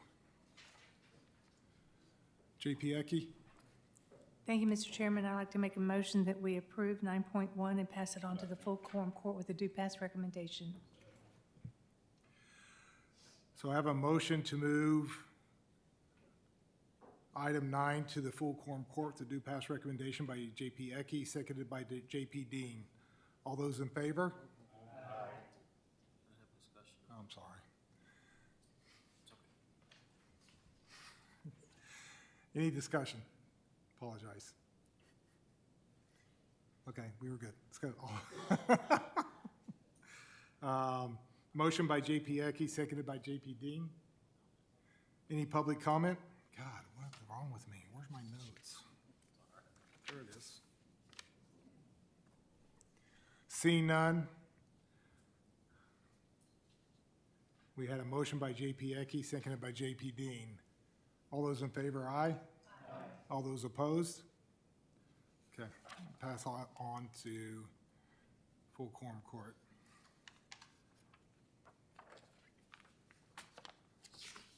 I'll wake up. Item 10 is an ordinance to amend the budget for 2025 another matter pertaining thereto. So we received a refund in the amount of $33,638.31 from a vendor when the county changed a few projects to update IT equipment. So this ordinance is to recognize that income and appropriate it to the general fund for the computer equipment line in the IT budget. Make a motion. Move down to the full blown court.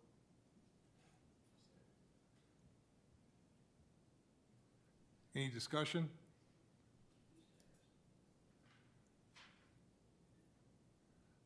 Hang on. JP Lemming? Was this the copier stuff we had? What did it get back? I'm not exactly sure. There were they changed some of the prioritization of what they were doing with some upgrades. And so this was a refund that came back in. They shifted some of their priority on some of the hardware that they have. You'd have to ask the IT guys. But it was money that had already been kind of spent as part of a contract that was returned back to us. And so basically it's going right back into the line item in the IT budget where it came from. Other discussion? JP Bruns.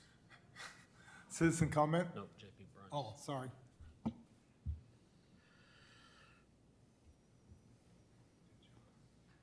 So was this part of a budget for the items that were paid for? Yeah, this was all budgeted. It was money they had. And like I said, it was refunded back to them, and they were just putting it right back into the budget. Okay, so that money that was budgeted left over, there is nothing budgeted for that extra money at this time? I mean, it was part of their budget that was approved. Correct, but it's already been spent and they didn't spend it all. No. This is money that was returned because it was unused. That's what I'm saying. So since it wasn't used, why does it not go back to the general fund? Well, it would, but they're asking that since it was from their budget and it came back as a refund, that it go back into their budget so they can repurpose it for the changes that they're making in the equipment that they're replacing. Did it say that in here? No, it's a refund. It's a refund of the money that they spent. I get that. And without the I heard you appropriation, it say would that. just go back into the general fund. My question is there something that is earmarked to be spent for when it was budgeted? And you're saying it was a refund of part of the budget money for that item. My question is, okay, then why is it going back to IT? Why does it not come back to general fund? It comes back to general fund, and their request to the quorum court is that you would reappropriate it back to their budget so that they could utilize it. For what? For improvements to the hardware around the county. Projects like the EOC that we're getting ready to do and some others. I don't know exactly what it is. So there's no earmarked items for this money? We're just gonna give it to IT? I don't know specifically. I think we would have to get the IT director to provide us what they. I think that we ought to do that. I think it would need to increase somebody's pay or something. You know, the funny part about it is IT, when you go down and you ask them, why can I not get the agenda on my email? You go through this big, long list of why they won't let you, they won't put it on your computer, and every other company does it. Why can't they use some money like that maybe to resolve the issue so that we can read, and I don't have to pull out, I know I'm older than y'all, but I don't have to pull out this little phone and do this number, okay? Because that's all I can see it on. I had to read your email 3 times today before I could understand what you said because of the small print. We could use it to be able to do something with security for the computers. We could bring a computer in and let IT put it on there if they wanted to. My question is, can we get some money, and why not use this money to help us so we can do our job better? I guess as I You're understand. not like that. Sorry. As I understand it, they had it budgeted, they spent it, they're rearranging priorities. So maybe something they were going to do next year, they're going to do this year, so they get this money back, and then that money's going to be reapplied to those priorities for this year. As I understand it, we as a quorum court appropriate the funds into the budget, then it's up to the elected officials and the directors to determine how they spend that. If you have a priority that's needed, the only way I know to get there is make the request of IT to get it into their priorities so that they identify what they want to do. Correct me if I'm wrong. That's correct. I hear what you're saying, but there's no designation. There's no designation to any budgeting we do other than this is for personnel and this is for this 1,000, this is for 2,000, how they spend it, whether he spends it on network equipment, computers, or something else is at their discretion based on what the priorities are that have been set for the IT department to move forward for that year. From my perspective, we don't have the authority, as I understand it, to tell them how they're going to spend it. We can only appropriate the money into their budget, then it's up to them as to what they do with it. No, we can appropriate the money for specific items. Now, whether the judge elects to spend it is his prerogative, correct? But we can appropriate the money for a specific item. And that's what I'm saying. If we're getting IT getting this $33,000 returned, why can't we get some help at this horseshoe?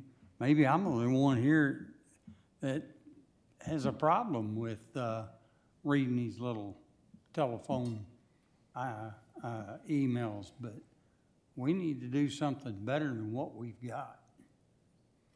I think you need to get with the IT director and just define what that is and describe that and get it into his list of priorities. I have. Okay, then I think that's all we can do as a quorum court. He said the judge said no.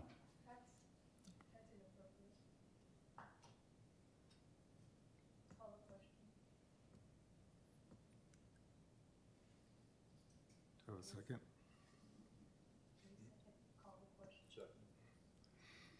So I have JP Ecke has made a motion to call the question, second with JP Dean. All those in favor, aye. Aye. All those opposed? Citizen comment? Seeing none, I have a motion by JP Dean and a second by JP Dennis to send item 10 to the full quorum court with a due pass recommendation. All those in favor, aye. Aye. All those opposed?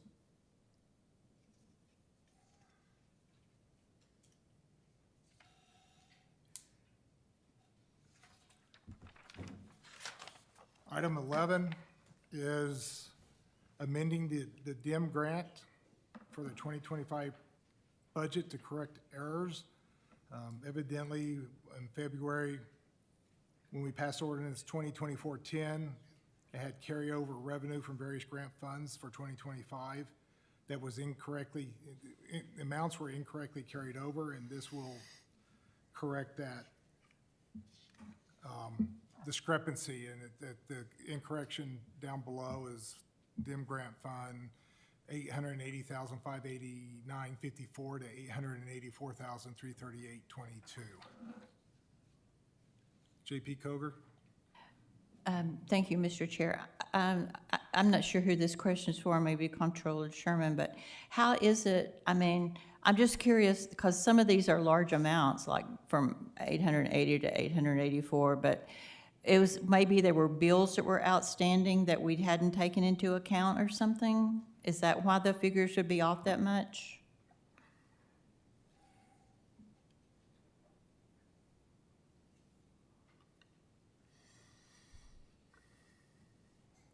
Yeah, that could be, you know, the grants department manages their money and their funds, and then it actually comes through here.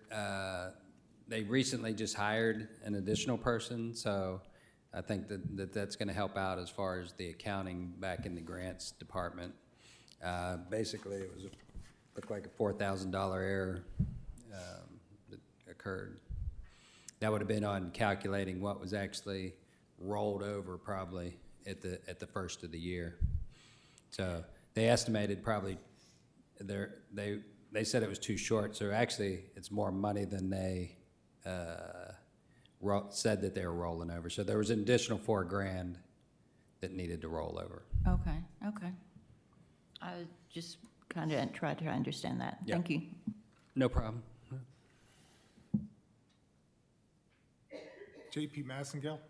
Yeah, what does DEM stand for? Department of Emergency Management. Okay, thank you. I'm still lacking a motion. The full quorum court with a due pass recommendation.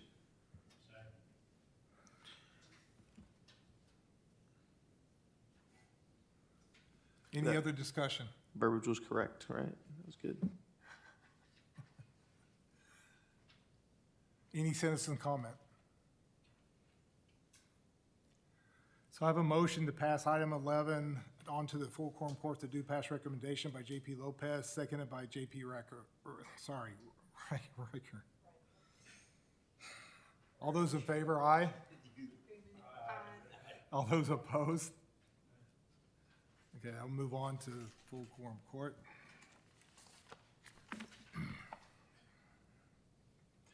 Item 12 is to amend the Juvenile Detention Center budget for 2025. Due to the 24/7 operations, they experience increased demand for staff coverage due to various factors.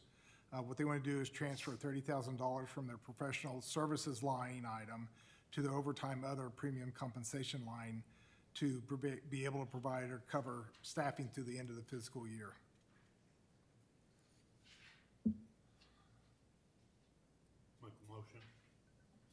Make a motion, pass full quorum court. Pass. Any additional discussion? Citizen comment? Seeing none, I have a motion by JP Ricker to pass item 12 onto the full quorum court, the due pass recommendation, and a second by JP Dean. All those in favor say aye. Aye. All those opposed? Item 13.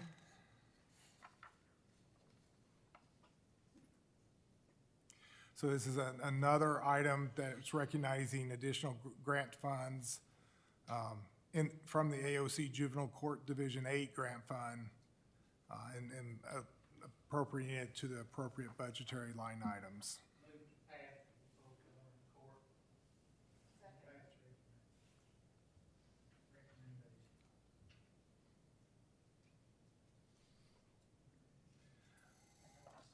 Additional discussion? Citizen comment? I have a motion to pass item 13 on to the full quorum court, the due pass recommendation by JP Pond, seconded by JP Hires. All those in favor, aye?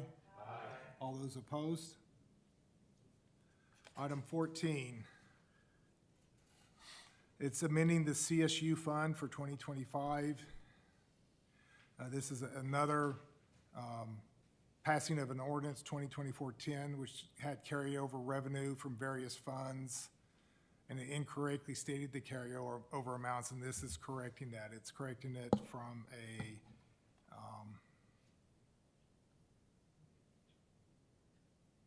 carryover was 26,451.80, and it's removing that totally. Is that correct?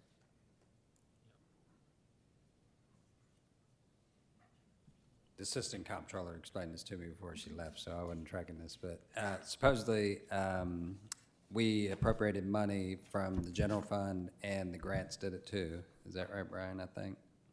And the grants shouldn't have done that. So we're just taking it off. Yeah, we zeroed out the CSU fund. Yeah, zeroing out the There's no CSU. grant fund left, grant Yeah. funding left there. Yep.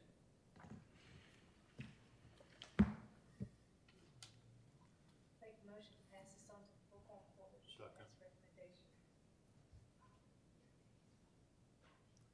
Additional discussion? JP Massengale? Crisis stabilization. Okay. Thank you.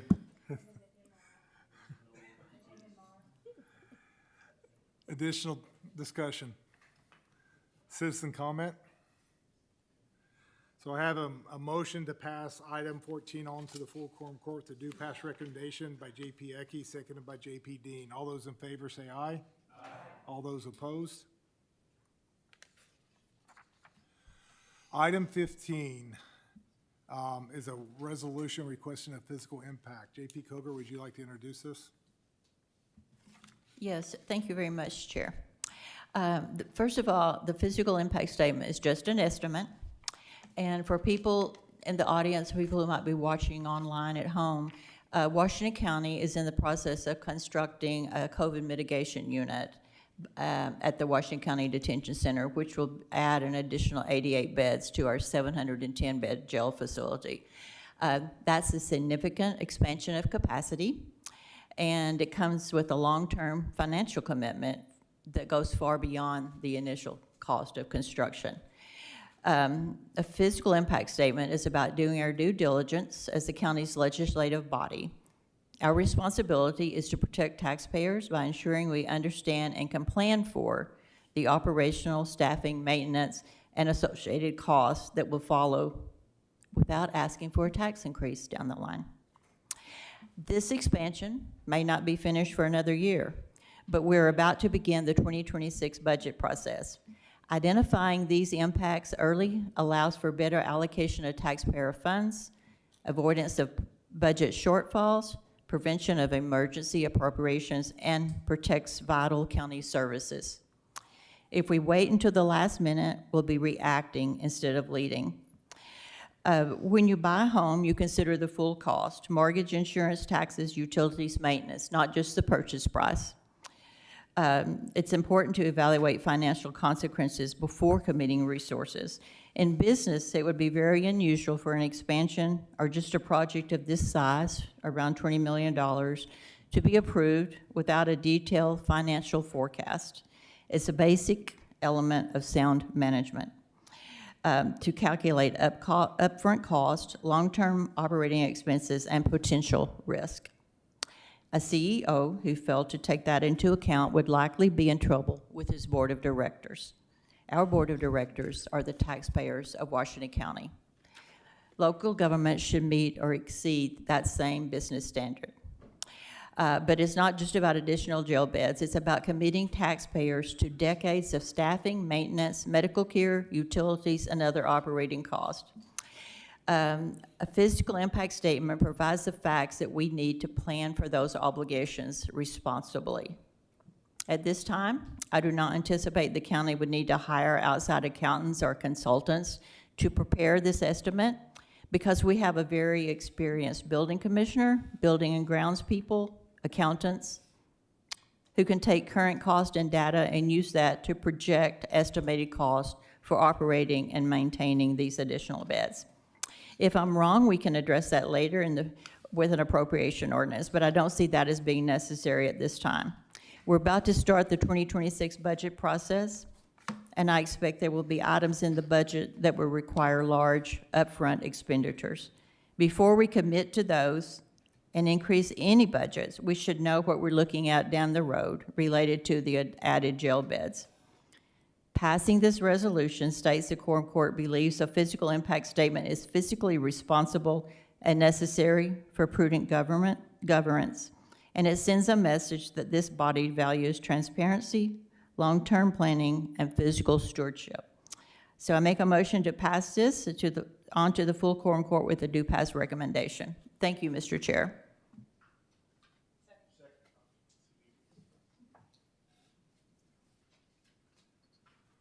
Discussion. So my question is, I don't disagree with most of what you said, but are we expecting to make a decision based on the outcome of this? Since we're already in the middle of this project, we've already spent funds on it. We spent federal funds, so if we decide not to go forward with it, we'll have to pay back. So we not only will wasted money, but we'll have additional money that we'll have to payback. So I'm just understanding the end result, that we're looking to get this information, that this, make a decision, or just for information's sake? I'm not sure I understand your question. I'm not sure I heard all your question, but my purpose is to find out, to get an estimate as to how much that these additional beds are gonna cost, so that we can take that into consideration as we look at other money that we're spending, or that we're about to get ready to spend. That we should be taking that into consideration and not just have it come up somewhere down the line. Because I think the sooner we know about it, we have an estimate of some kind, the better decisions that we can make. That's my point. Thank you. JP Thank you, Chair. JP Massengale. Yeah, this is gonna be done anyways, right? When they amend their budget, bring that before us. Yeah, so I mean, from, again, my perspective is we already, the quorum court, I don't remember which year, voted to approve this and move Right. forward. So the construction's ongoing.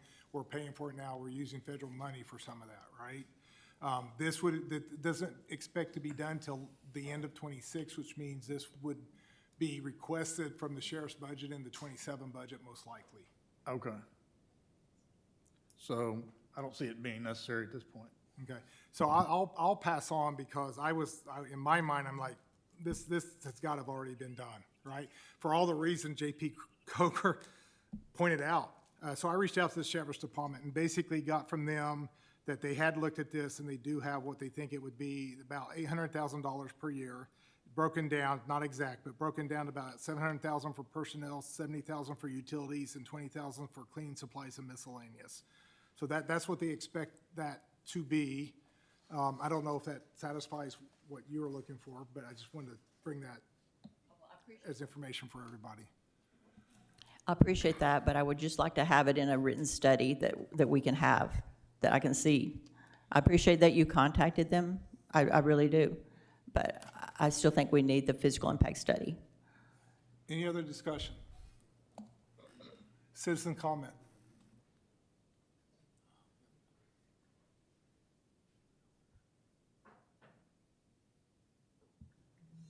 Good afternoon. Kenneth Lovett, Fayetteville, Arkansas. I support this resolution as a citizen of Washington County, taxpaying. The taxpayers of Washington County voted not to expand the prisons, but our judge decided that that's what he was going to do. And I think we need to have some proof that we got the finances available for that. Thank you.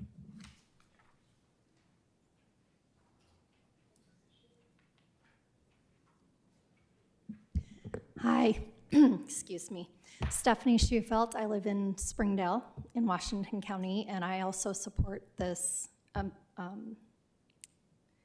proposal. What I didn't hear in the numbers that you presented, that you asked, how much is it going to cost to take care of these citizens that you're going to put in this jail? Per year, because I can't imagine that those beds are ever going to be empty. So that's another piece that wasn't included in the $800,000 per year that it's going to cost taxpayers. We already pay an obscene amount of taxes in Arkansas, and I cannot afford for my taxes to go up at all.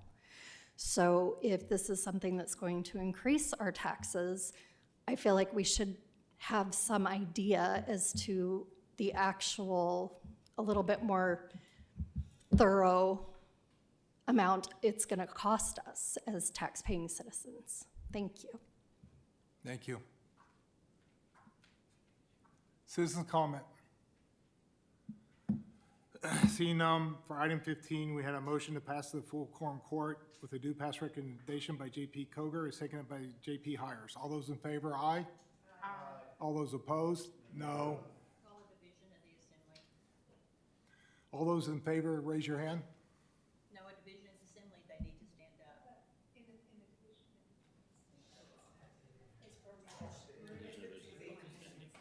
They have to stand. Okay. So all those in favor stand. 1, 2, 3, 4, 5.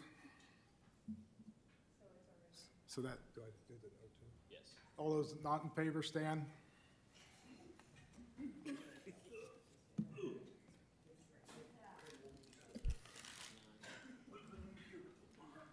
So that fails.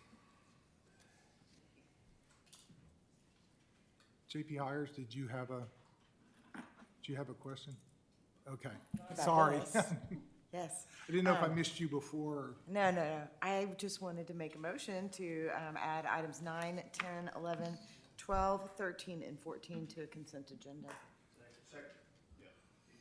So I add items 10, 11, 9, 10, 11. 12, 13, and 14 to. 9 through 14. So 10 through 14, or 9 9 through through 14? 14. Thank you. 9 Okay. through 14. So 9 through 14 to the consent agenda is a motion by JP Hires, seconded JP Dean, I believe. All those in favor, aye? All those opposed?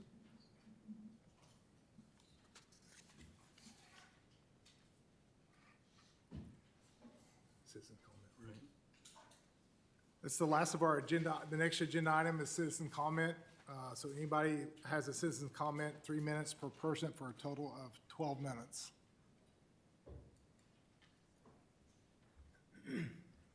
Good afternoon. Kenneth Lovett, Fayetteville, Arkansas. I believe this quorum court goes by the Robert's Rules of Business of Etiquette. And I think that all of you should understand the definition of bipartisan, but I'd like to read it from Merriam-Webster. It says specifically marked by or involving cooperation, agreement, and compromise between two major political parties. I'm still appalled at the way government handles its business here in Arkansas, from the state governor through ADEQ, through Boston Mountain District, through this court. It don't appear that y'all try to work together at all. Some of you, forgive me, all due respect to the ones that do. Y'all know who that is. But it's ridiculous to see government acting like children, in my opinion. And it gets worse every time I come, it seems like. So I'd appreciate it if y'all would look at yourselves and try to fix these things so you do what's right for the people, not what's right for yourself. The judge come up here today 5 minutes or 10 minutes and 5 seconds into the meeting. He was not addressed. He was not called up. He just come up, stopped the speaker. The chair didn't stop him. Looking at the video, looked like the chair was asleep. We got to do better. He don't have full run of this county. He may be the judge, but he's not right in a lot of things that he does, in my opinion. And we need to address it. Thank y'all.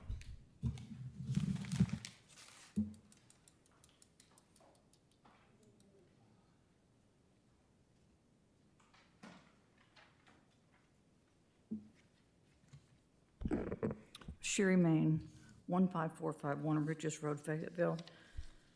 I just want to comment on the planning board meeting Thursday night, according to the agenda calendar on the website, has been canceled for non-compliance with the new Act 519 that was passed in April of this year.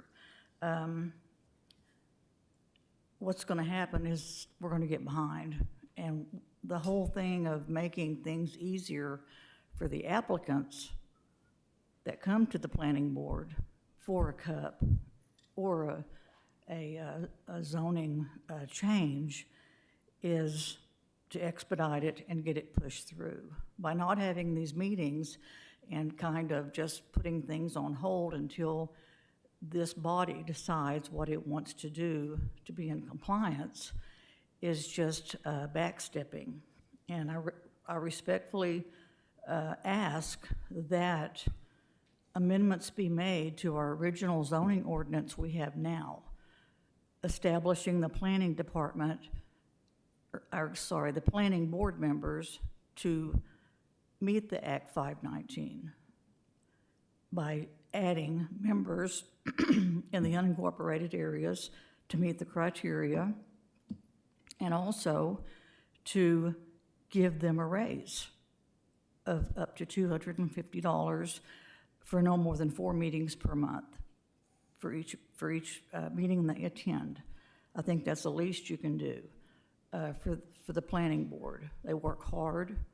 and they deserve to be compensated for their time preparing for these meetings. Another thing I want to respectfully ask is, I want enforcement done for Washington County. I know there was a question asked, I don't know if it was at the last quorum court meeting or at a Q&A, but there was a question asked, and the answer given was about enforcement. Violation of county ordinances would fall under the executive branch.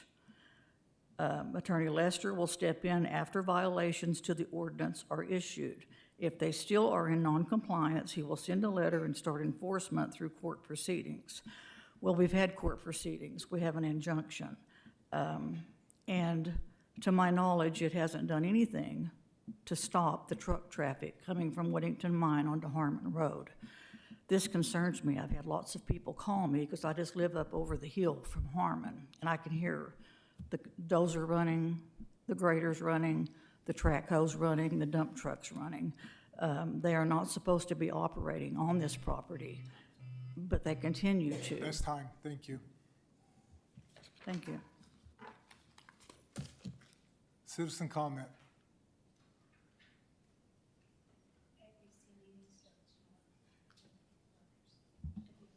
Great. Do you want to? So a reminder to my colleagues, the AAC conference in Rogers starts tomorrow. For those of you that signed up to go, we'll see you in Rogers. We're adjourned.